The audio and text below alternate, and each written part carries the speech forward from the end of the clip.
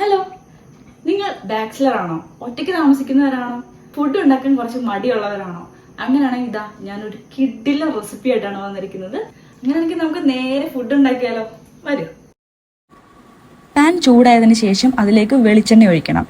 പിന്നെ 4 ഗാർലിക്കും 1 ചില്ലിയും നന്നായിട്ട് ചോപ്പ് ചെയ്തിട്ട് അതിലേക്ക് ഇടുക. അതിൻ്റെ പച്ചമണം മാറുന്നത് വരെ നന്നായിട്ട് സോട്ട് ചെയ്ത് കൊടുക്കുക. അതിനുശേഷം ഞാൻ സവാള കുനുകുനാന്ന് അരിഞ്ഞു വെച്ചിട്ടുണ്ട്.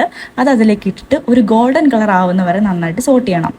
പിന്നെ ഒരു പ്രത്യേക കാര്യം ശ്രദ്ധിക്കേണ്ടത്, ഇതിനകത്ത് വെജ് മാഗി മസാല തന്നെ വേണം നമ്മൾ യൂസ് ചെയ്യാൻ. വേറെ എന്ത് യൂസ് ചെയ്താലും ഈ ഒരു ടേസ്റ്റ് കിട്ടില്ല. ഒരു കേക്കിന് 1 മാഗി മസാലയാണ് കണക്ക്. ഇവിടെ ഞാൻ 4 കേക്ക് യൂസ് ചെയ്യുന്നുണ്ട്, അതുകൊണ്ട് 4 മാഗി മസാല ആഡ് ചെയ്യുന്നുണ്ട്. പിന്നെ ആഡ് ചെയ്തത് 1 ടീസ്പൂൺ മുളക് പൊടി, 1 ടീസ്പൂൺ ചിക്കൻ മസാല. ഇത് രണ്ടും ഞാൻ മിക്സ് ചെയ്ത് വെച്ചിരിക്കുകയാണ്. അത് അതിലേക്ക് ആഡ് ചെയ്ത് നന്നായിട്ട് സോട്ട് ചെയ്യണം. ഒരു കേക്കിന് 1.5 കപ്പ് വെള്ളമാണ് നമ്മൾ യൂസ് ചെയ്യേണ്ടത്. പിന്നെ വെള്ളം തിളയ്ക്കുന്നത് വരെ വെയിറ്റ് ചെയ്യുക. തിളച്ചതിന് ശേഷം നമ്മൾ ഓരോ കേക്ക്സ് ആക്കി പൊട്ടിച്ച് അതിലേക്ക് ഇടണം. എന്നിട്ട് നന്നായിട്ട് ഇളക്കി കൊടുത്തിട്ട് അടച്ചു വെക്കുക. ഒരു 10 മിനിറ്റ്സ് നമ്മൾ വെയിറ്റ് ചെയ്യുക.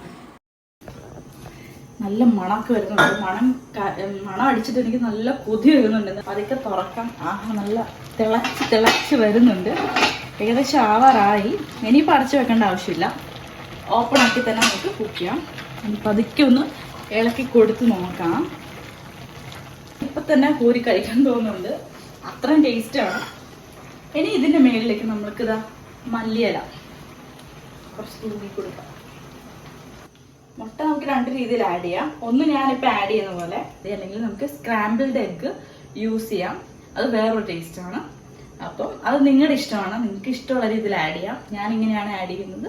നിങ്ങൾക്ക് ആ രീതിയിലാണ് ഇഷ്ടമെങ്കിൽ അങ്ങനെ ആഡ് ചെയ്യാം. അപ്പം ഏകദേശം സെറ്റ് ആയിട്ടുണ്ട്. ഒരു 2 മിനിറ്റ്സ് കഴിഞ്ഞാൽ നമുക്ക് പതുക്കെ സെർവ് ചെയ്ത് കഴിച്ചു നോക്കാം. ഈക്വലായിട്ട് ഡിവൈഡ് ചെയ്യാനായിട്ട് പെട്ടെന്നൊരു എളുപ്പ വഴി ഞാൻ പറഞ്ഞുതരാം. ജസ്റ്റ് ഈ കേക്കൊക്കെ കട്ട് ചെയ്യുന്ന പോലെ ഇങ്ങനെ നമുക്ക് നടുക്കൊന്ന് കട്ട് ചെയ്യാം. അപ്പം ഇങ്ങനെ നൂല് വലിയുന്ന ആ ഒരു സംഭവം അങ്ങനെ ഒഴിവാകും. 4 പോർഷനായിട്ടാണ് നമ്മൾ എടുക്കുന്നതെങ്കിൽ ഇങ്ങനെ കട്ട് ചെയ്യാം. കണ്ട, അപ്പം ഇങ്ങനെ ഈ ഒരു പോർഷൻ ഇങ്ങനെ അങ്ങ് എടുത്താൽ മതിയാവും. ഇതിന് ഞാൻ പേരിട്ടിരിക്കുന്നത് കേരള നൂഡിൽസ് എന്നാണ്. കാരണം നമ്മുടെ നാടൻ സാധനങ്ങളായിട്ടുള്ള ഗാർലിക്, കോക്കനട്ട് ഓയിൽ, പിന്നെന്താ മല്ലിയില, ഇങ്ങനെയുള്ള സാധനങ്ങളാണ് ഞാൻ യൂസ് ചെയ്തിരിക്കുന്നത്. അതുകൊണ്ട് ഞാൻ വിളിക്കുന്ന ഒരു ഓമന പേരാണ് കേരള നൂഡിൽസ്. അപ്പൊ നമുക്ക് പതുക്കെ നമ്മുടെ കേരള നൂഡിൽസ് ഒന്ന് കഴിച്ചു നോക്കാം. അത് സൂപ്പർ ആയിട്ടുണ്ട്.